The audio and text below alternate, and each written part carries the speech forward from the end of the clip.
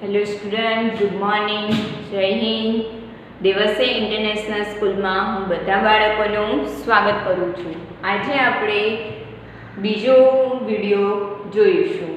બીજા વિડીયોમાં આપણે છઠ્ઠો પ્રશ્ન પહોંચ્યા, બરાબર.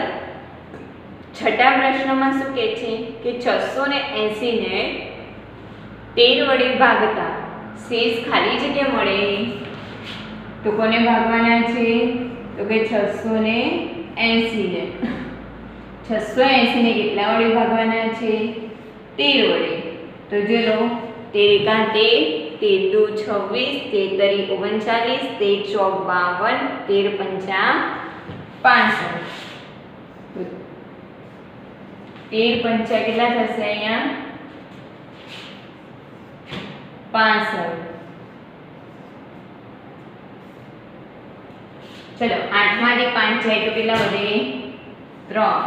ઉપરથી શું આવશે? 0. 13 દુ તો 13 દુ 26.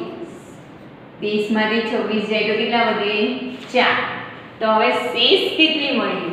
તો જો ભાગાકાર કરતા જે સૌથી નીચેની સંખ્યા વધે એને શું કહેવાશે? શેષ. ઉપર જે સંખ્યા આવી 52 એને શું કહેવાય? તો કે ભાગફળ. શું કહેવાય? ભાગફળ. બરાબર.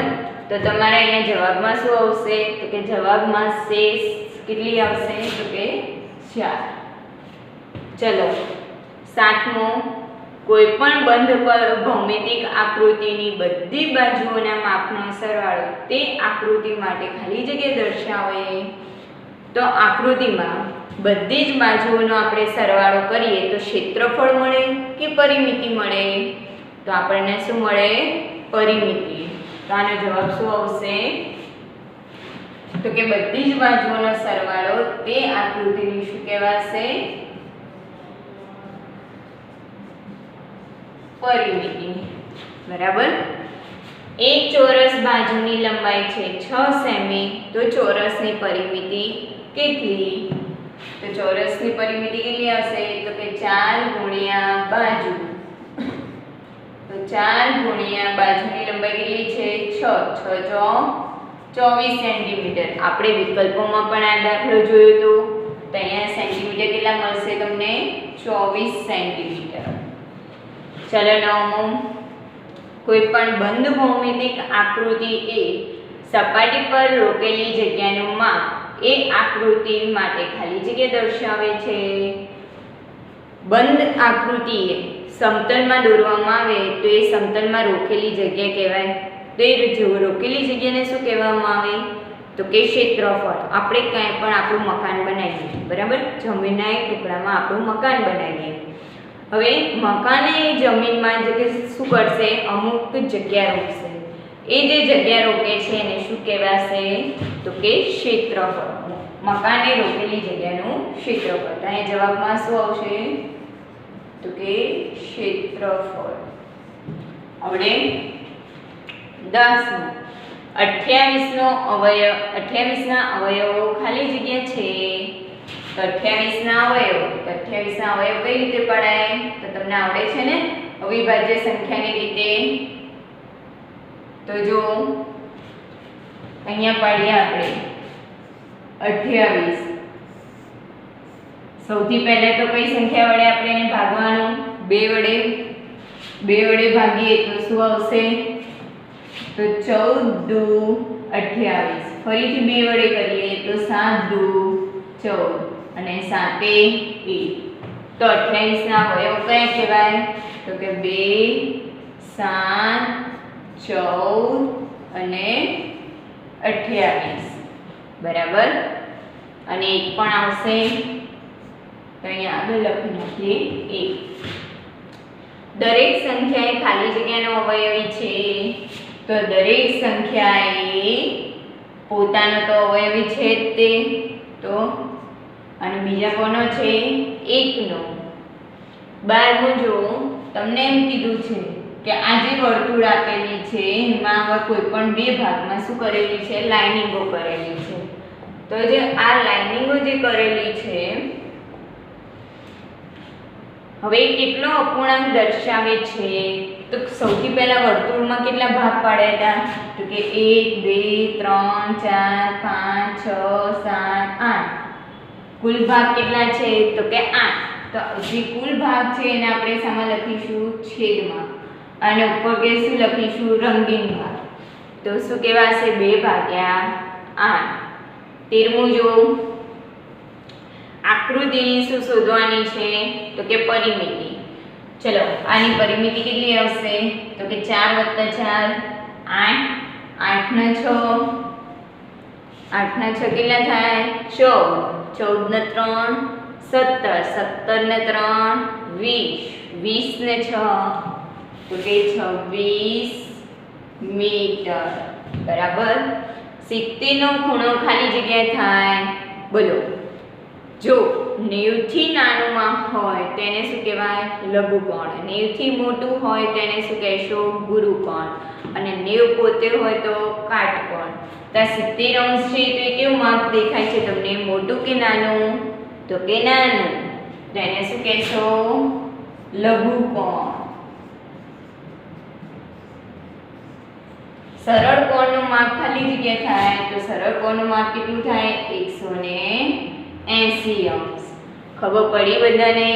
તો અહીંયા આજનો આપણે ક્વેશ્ચન નંબર 2 ખાલી જગ્યાઓ પૂર્ણ થઈ. હવે એનાથી આગળ આપણે જોઈએ જોડકાઓ. બરાબર. ચાલો જોડકાઓમાં જુઓ તમને શું આપેલું છે? તો પહેલું જોડકું છે 0.8 + 0.4. તો 0.8 + 0.4 કેટલા થાય? તો 0.8 + 0.4 કેટલા થશે? 8 ને 4 12. 12 નો બગડો વધી આવી 1 પોઈન્ટની જગ્યાએ પોઈન્ટ અને 1. તો શું આવશે? 1.2. તો પહેલામાં શું આવશે? B. ચલો બીજું 0.8 - 0.4. આપણે એક જ વસ્તુ યાદ રાખવાની. શું? તો કે પોઈન્ટના નીચે પોઈન્ટ આવવો જોઈએ. 8 માંથી 4 જાય તો કેટલા વધે? તો કે 4.0. તો બીજામાં જવાબ શું આવશે? 0.4. ચલો ત્રીજામાં શું કહે છે? તો કે 0.8 + 0.04. હવે આ બંનેનો સરવાળો કરીએ તો શું મળે? તો 4. 4 ની ઉપર કશું જ નથી તો ત્યાં શું મૂકી દઈએ? 0. 0 + 4 તો અહીંયા તો 4 જ આવશે. અહીંયા 8 ના 8.0. જવાબ શું મળ્યો? 0.84. તો ત્રીજામાં આવશે A. ચોથું જુઓ 0.08 - 0.04. તો આનો એક જ ઓપ્શન બાકી છે. કયો છે? C. તો તમને આવી રીતે આવડશે જોડકા જોડતા? આવડે કે ના આવડે અપૂર્ણાંક સંખ્યાઓ વિશે? બરાબર. તો હવે આગળ જોઈએ બીજું જોડકું.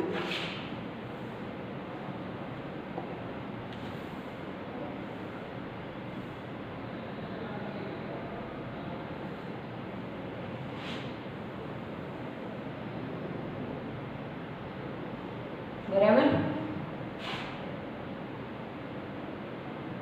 ચલો બીજું જોડકું જોઈએ. બીજા જોડકામાં શું કીધું છે? તો કે ખૂણાઓ તમને આપેલા છે, જુદા જુદા આપેલા છે. હવે આ ખૂણાઓ ઉપરથી તમારે શું લખવાનું છે? કાટકોણ દર્શાવે છે, સરળ કોણ દર્શાવે છે કે કાટકોણથી નાનો, એ તમારે લખવાનું છે. તો જુઓ પહેલો ખૂણો છે કેવું માપ છે? તો કે કાટકોણથી નાનો. બીજું કેવું માપ કહેવાય? તો કાટકોણથી કાટકોણ જ કહેવાય. કહેવાય કે ના કહેવાય? અને ત્રીજામાં ખૂણો આપેલો જ નથી એટલે આપણે દોરી દઈએ. તો આપણા જવાબમાં શું થઈ જશે? થોડો ફેરફાર. કેવી રીતે? તો પહેલામાં આવશે કાટકોણથી નાનો, બીજામાં આવશે તો કે જો તમે શું રચાય છે? તો કે કાટકોણથી મોટો. અને આમાં શું દર્શાવીએ, આવી રીતનો ખૂણો દોરીએ તો આ કયો ખૂણો દર્શાવાય છે, કાટકોણ. અને ચોથામાં કેટલું માપ આવશે એનું, 180, એટલે કે સરળ કોણ. આવડે કે ના આવડે? બરાબર. ચલો ત્રીજું જોડકું જુઓ. ત્રીજામાં કયું આવશે, તો પહેલામાં તો 2 ટપકા આ બાજુ છે તો એવું કયું છે. પછી બીજામાં, ત્રીજામાં તો ત્રીજામાં કયું આવશે, અને આમ કરીને ફેરવી દો તો ડી, અને ચોથામાં આવશે એ. આવડે? ચલો આગળ ચોથું જોડકું જોઈએ. ચોથા જોડકાની અંદર તમને શું આપેલું છે, તો કે 642 ભાગ્યા 21. તો શું કરશો, તો કે 672 એને કેટલા વડે ભાગવાના છે, 21 વડે. ચલો 21 વડે ભાગીએ તો 21 દુ 42, 21 તરી કેટલા થાય, 63. 7 માંથી 3 જાય તો 4, અને ઉપરથી શું આવશે, 2. 21 દુ 42, અહીંયા શું હશે, 0 0. તો 672 ને તમે 21 વડે ભાગો તો શું જવાબ આવે છે, 32. તો પહેલાનો જવાબ આવશે સી, 32. ચલો બીજું. બીજામાં કોને ભાગવાના છે, તો કે 9872 એને કેટલા વડે ભાગવાના છે, 8 વડે. તો સૌથી પહેલા 8 એકા 8, 9 માંથી 8 જાય તો 1 8, 8 દુ 16, 18 માંથી 16 જાય તો 2 7, 8 તરી 24, 27 માંથી 24 જાય તો 3, અને ઉપરથી શું આવશે, 2. તો 8 દુ 8 ના ઘડિયામાં 32 ક્યારે આવે, તો 8 ચોક 32, તો અહીંયા 0 0. એટલે કે બીજામાં જવાબ આવશે ડી. શું આવે છે, ડી. ચાલો ત્રીજું. ત્રીજામાં શું છે, તો કે 950 કોના વડે ભાગવાના છે, 38 વડે. 950 એને કોને વડે ભાગો, 38. 38 દુ કેટલા થાય, તો 38 ગુણ્યા 2. 38 ગુણ્યા 2 કરો તો શું આવે, 8 દુ 16 નો છગડો વધી આવી 1, 2 તરી 6, 6 ને 7 એટલે 76 આવે છે. તો 38 ગુણ્યા 3 કરી જુઓ તો કે 3 ઈઠા 24 નો છગડો વધી આવી 2, 3 તરી 9, 10 ને 11 એટલે આ તો નહીં જ આવે. તો શું આવશે, 38 દુ તો કે 76. બરાબર. 95 માંથી 76 જાય તો કેટલા વધશે, તો અહીંયા શું લેવો પડે તમારે, દસકો. તો અહીંયા પણ એક સંખ્યા ઓછી થશે, 8. 15 માંથી 6 જાય તો 9, અને 8 માંથી 1 જાય તો 8 માંથી 7 જાય તો 1, અને ઉપરથી શું ઉતરશે, 0. તો 38 પંચા કરી જોઈએ તો 38 ગુણ્યા 5, 8 પંચા 40 શું વધી આવી 4, 5 તરી 15, 15 ને 4 19. એનો મતલબ કે 38 પંચા કેટલા મળે છે, 190. બરાબર. તો જવાબ તમને શું મળ્યો, 25. તો ત્રીજામાં શું આવશે, એ. ઓકે. ચલો ચોથું. ચોથામાં છે 648. 648 ને કેટલા વડે ભાગવાના છે, 36 વડે. 36 નું કેટલા થાય, તો કે 72, જે વધી ગયા. તો 36 એકા 36. તો જો અહીંયા 14 માંથી 6 જાય તો કેટલા વધશે, 8. અહીંયા 5, 5માંથી 3 જાય તો 2, ઉપરથી ફરીથી 8 આવશે.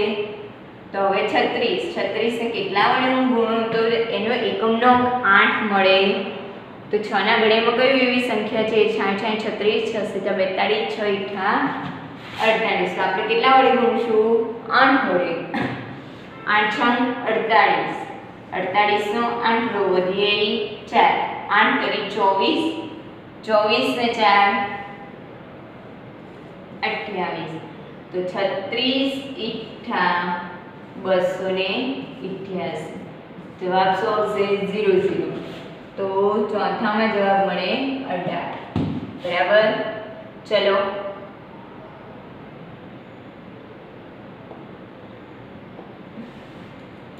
પહેલામાં હતો સી, બીજામાં હતો ડી, ત્રીજામાં હતો 25, ચોથામાં હતો બી. હવે પાંચમું કયું છે? તો કે 551. 551 ને કેટલા વડે કરવાના છે? તો 19 વડે. 19 દુ 38, 19 કરી 57 વધી ગયા. તો 19 દુ 38. 15, 15 માંથી 8 જાય તો 7. અહીંયા 4, 4 માંથી 3 જાય તો 1, 1. 19 9 171. એટલે પાંચમામાં જવાબ આવશે 29. તો એક જ ઓપ્શન વધ્યો, તેમાં જવાબ આવશે 28. બરાબર. તો અહીંયા આપણા જોડકાઓ પણ પૂર્ણ થાય છે. બરાબર. તો હવે અને આજનો વિડીયો પણ પૂર્ણ થાય છે. જય હિન્દ.